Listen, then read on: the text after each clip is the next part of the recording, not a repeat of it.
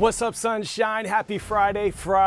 I am pumped to finish this week strong with you. Fuel our minds one more time before we head into the weekend. I'm Coy Wire. This is CNN 10. We begin today in Indonesia, where officials issued a tsunami warning and ordered hundreds of residents to evacuate after a remote island volcano erupted several times, shooting fiery lava thousands of feet into the sky. Mount Ruang, a 2,400-foot volcano, has erupted at least 5 times since Tuesday night. Authorities say recent earthquakes in the area triggered the eruptions, which are getting bigger over time, spewing large clouds of hot gray ash into the air. Officials fear these multiple eruptions could cause the volcano to partially collapse into the sea, causing a tsunami as it did in the year 1871. About 800 villagers who live on Ruang Island have evacuated to a neighboring island. 270 million people live in Indonesia, an archipelago or a series of islands with 120 active volcanoes. That's more than any other part of the world. The Southeast Asian nation is situated along the Ring of Fire, a 25,000-mile stretch of seismic fault lines that curve around the Pacific Ocean.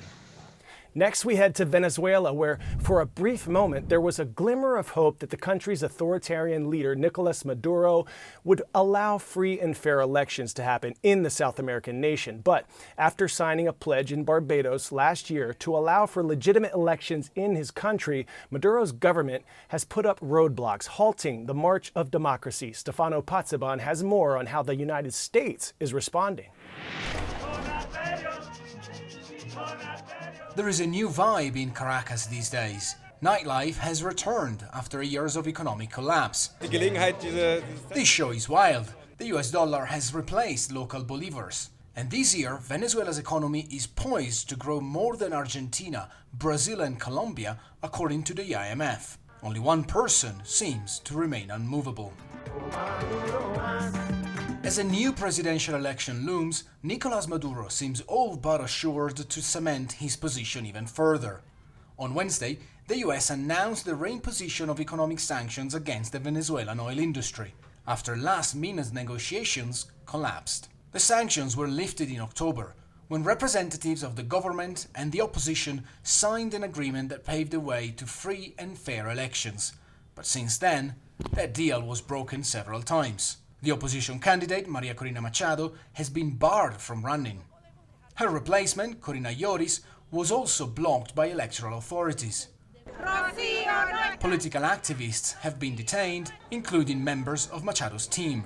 Notably, the US maintained a special license for US Major Chevron, who has been operating since 2022, and US officials told CNN they will keep engaging with Maduro, despite the reaction.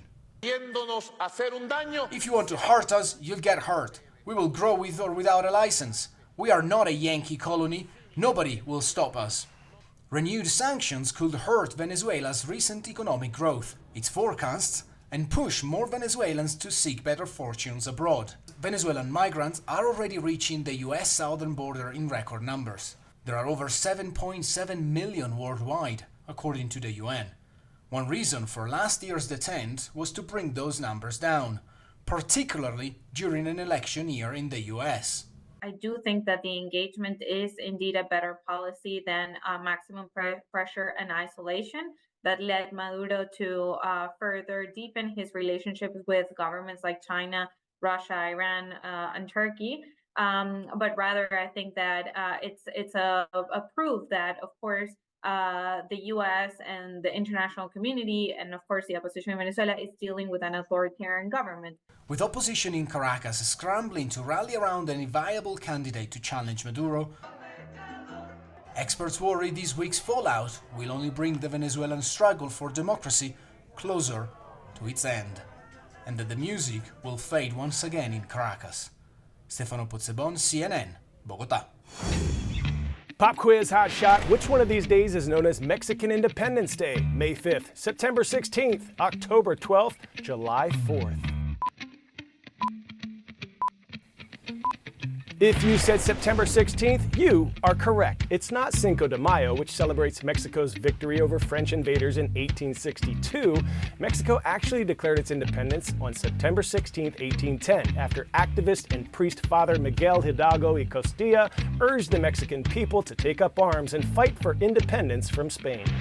Today in central Mexico, a popular tourist destination, Lake Patzcuaro, is under threat. Environmental factors and water theft had led to the lake losing half of its volume since officials first noticed and began measuring its decreasing water levels. The local government says it formed a commission to preserve the lake, and so far, that group has stopped the theft of nearly 160,000 gallons of water each day. This video, posted to social media, shows that much of a popular lake in Mexico has dried up. Lake Patzcuaro, seen here in a government tourism video, is a tourist destination in the western state of Michoacan. According to the local government, drought, deforestation, and even water theft contributed to the lake levels dropping. Michoacan has seen extreme drought for more than a year. The lake has lost over 50% of its volume since authorities started keeping track, according to CNN affiliate Televisa. Up next, you might recognize this robot from viral videos jumping from scaffolding and making inverted flips, and now the company that makes it, Boston Dynamics, has some big news to share. Our John Sarlin is on the story. Boston Dynamics is retiring its most famous robot. In its farewell video, Boston Dynamics highlighted some of Atlas's most memorable spills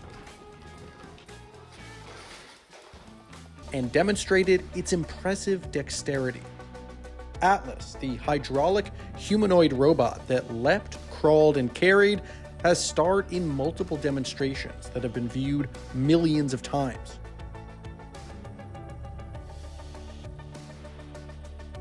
But Atlas's retirement isn't the end of the line for the robot. The company has announced a new version of Atlas that is fully electric. The new Atlas is noticeably more trim, and the company says it's stronger and has an increased range of motion.